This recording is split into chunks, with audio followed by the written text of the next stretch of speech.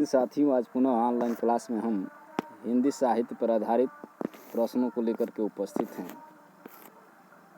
आज की वीडियो का पहला प्रश्न है, निम्नलिखित में से कौन सी कहानी पंडित चंद्रधर शर्मा गुलेरी कृत नहीं है? तो यहाँ सी विकल्प है 11 वर्ष का समय, जो कि रामचंद्र शुक्ल की रचना है। बाकी सब उनकी रचनाएं हैं। ऊपर की व्याख्या में हम लोग देख चुके हैं अगले वीडियो में, इसके पीछे वाले वीडियो में आप देख सकते हैं। अगला प्रश्न है कि उसने कहा था कहानी के रचनाकार हैं? तो ये भी सी विकल्प है, चंद्रधर शर्मा गुलेरी का है। अगला प्रश्न है, कहानीकार के रूप में विख्यात पुरातत्ववेत्ता हैं? तो ये हैं ए विकल्प, पंडित चंद्रधर शर्मा। उसने कहा था कि मुख्य पात्र का नाम है? तो उसने कहा था का मुख्य पात्र है लहना सिंह। व्याख्या देख लेते हैं यहाँ पे। चंद्रधर शर्मा गुलेरी द्वारा रचित कहानी उसने कहा था में पात्रों की संख्या अधिक है, किंतु उसकी मूल आत्मा केवल लहना सिंह और सूबेदारनी से अधिक संवेदित दिखाई देती है। लेखक इन्हीं दो पात्रों के बीच एक ऐसी प्रेम कहानी का ताना बाना बुनता है जो लहना सिंह के जीवन की आदर्शवादी मूल्यों से जोड़ देता है। इसका कथानक प्रथम विश्व युद्ध से लिया गया है। चंद्रधर शर्मा गुलेरी ने गिनी चुनी कहानियाँ ही लिखी, जिसमें बुद्धू का कांटा, सुखमय जीवन भी थी, किंतु उसने कहा था कहानी से वे हिंदी के अमर कथाकार के रूप में प्रतिष्ठित हुए। अगला प्रश्न है, मृदंगिया किस कहानी का पात्र है? तो डी विकल्प है रस प्रिया का। यहाँ व्याख्या देखते हैं। मृदंगिया फणीश्वर नाथ रेणु द्वारा रचित कहानी रसप्रिया का पात्र है। यह कहानी एक आंचलिक गांव पुरानपुर कलमपुर पर केंद्रित है। रसप्रिया कहानी के अन्य पात्र हैं नंदू बाबू, मोहन, अजूदास, रमपतिया। अन्य महत्वपूर्ण तथ्य हैं फणीश्वर नाथ रेणु की कहानी और पात्र। कहानी के पात्र हैं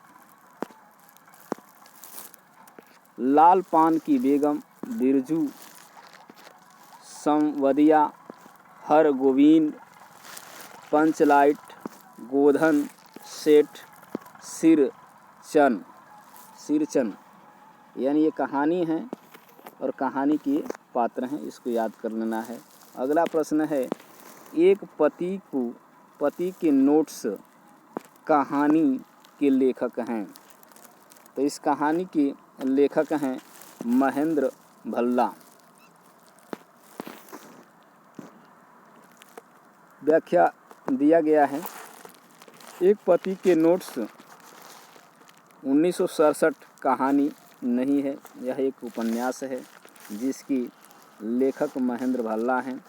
इनके अन्य उपन्यास हैं दूसरी तरफ 1976, उड़ने से पेस्तर 1987, दो देश और तीसरा उदासी है 1997। अन्य महत्वपूर्ण तथ्य इस प्रकार हैं, एक पति की नोट्स में कथानायक अपनी पत्नी सीता की एक रसता से बोर होकर अपने पड़ोसी की पत्नी संध्या की ओर बढ़ता है, उसे घर बुलाकर संबंध स्थापित करता है, किंतु यहाँ उसे कुछ नया अनुभव नहीं होता। इस उपन्यास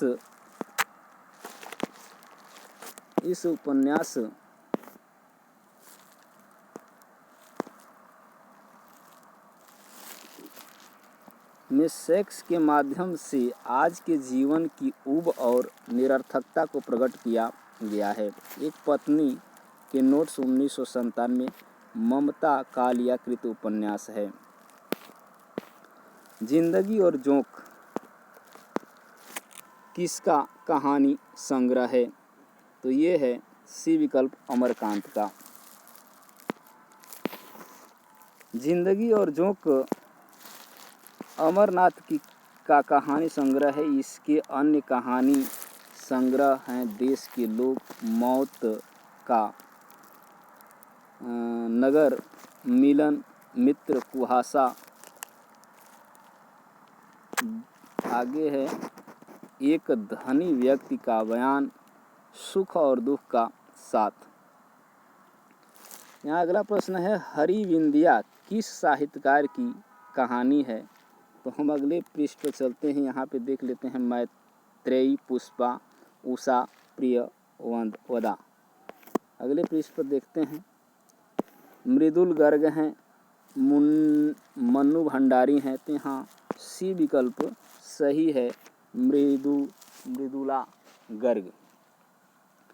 हरिविंदिया मृदुला गर्ग द्वारा लिखी गई कहानी है। इसके द्वारा रचित कहानी संग्रह इनके द्वारा रचित कहानी संग्रह शहर के नाम, मेरे देश की मिट्टी, आह एवं अन्य कहानियाँ, ग्लेशियर से यहाँ कमलिनी लिखती है, जुग्गी चाचा की मोटरसाइकिल, बाल गुरु, खुशकिस्मत, बेंच पर बूढ़े आदि। अन्य महत्वपूर्ण तथ्य हैं मैत्री पुष्पकृत कहानियाँ, लाल मनिया तथा अन्य कहानियाँ, कहानी संग्रह, त्रियाहट कहानी संग्रह, फैसला, सिस्टर, सेंध, अब फूल नहीं खिलते, बोझ, पगला गई है भागवती, छाह, तुम किसकी हो, बिन्नी आदि। आगे है उषा प्रियवदा द्वारा रचित कहानी संग्रह है, जिंदगी और गुलाब के फूल, एक कोई दूसरा, मेरी प्रिय कहानी आदि। सफ़ेद कौवा कहानी के लेखक कौन हैं? तो यहाँ ये है मंजुल भागवत। सफ़ेद कौवा 1986 में प्रकाशित कहानी की लेखिका मंजुल भगत हैं। ये मृदुल गर्ग की बहन हैं। इनकी अन्य कहानियाँ हैं गुलमोहर के गुच्छे 1974, टूटा हुआ इंद्रधनुष 1976, क्या छूट गया 1976, आत्महत्या के पहले 1979, कितना छोटा सफ़र 1979, 52 पत्ते एक जोकर।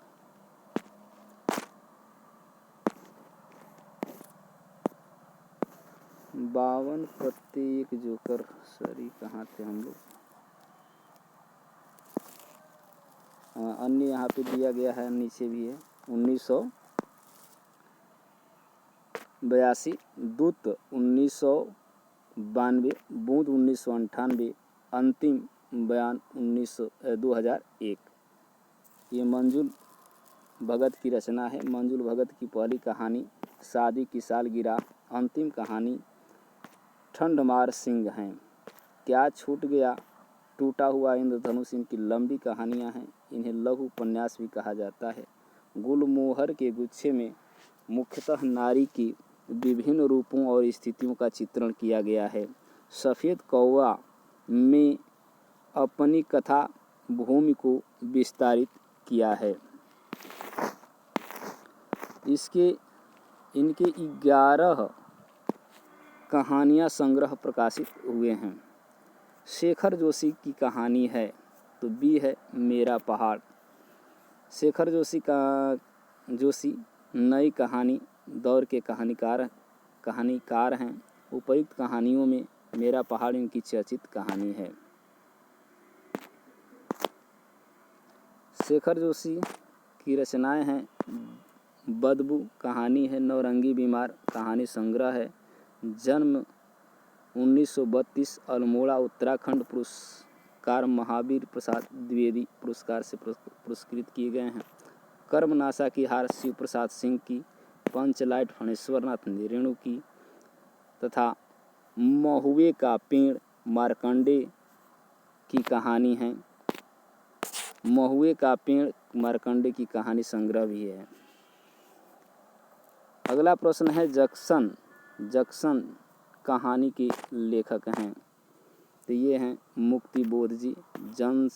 जक्सन कहानी मुक्तिबोध की है, जिसमें उच्च वर्ग द्वारा निम्न वर्ग की प्रति घृणा करने की मनोवृत्ति का परिचय मिलता है। अगला प्रश्न है 21वीं सदी का लड़का कहानीकार किस कहानीकार की कृति है? तो ये विकल्प है क्षमा शर्मा की। व्याख्या देखते हैं। 21वीं सदी का लड़का बाल साहित्यकार, उपन्यासकार, पत्रकार क्षमा शर्मा की कहानी कृत है। इनके प्रमुख कहानी संग्रहों में पानी पानी, तितली, हवा, चालाकी की सजा, भेड़िए के जूते, धरती है सबकी, दोना भर जलेबी, लालू का मोबाइल, भाई की सीख, परी खरीदनी थी इत्यादि हैं। नामवर सिंह ने नई कहानी की पहली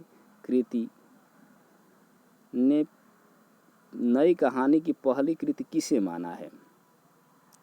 तो ये विकल्प है परिंदे। नामवर सिंह द्वारा हिंदी कहानी की समीक्षा की शुरुआत आज की हिंदी कहानी जिस लेख से हुई थी, वह कहानी की नववार्षिक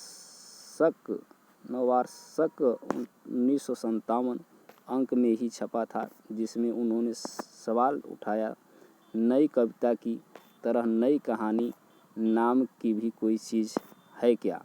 यह मात्र संयोग है कि हंस के उपयुक्त अर्धवार्षिक संकलन प्रथम 1959 में निर्मल वर्मा की कहानी परिंदे पहली बार प्रकाशित हुई थी, लेकिन कई दशकों के प्रकाशन के बाद कहानी जब 8वें दशक के उत्तरार्ध में बंद हुई तो अपनी पहचान बिल्कुल खो चुकी थी।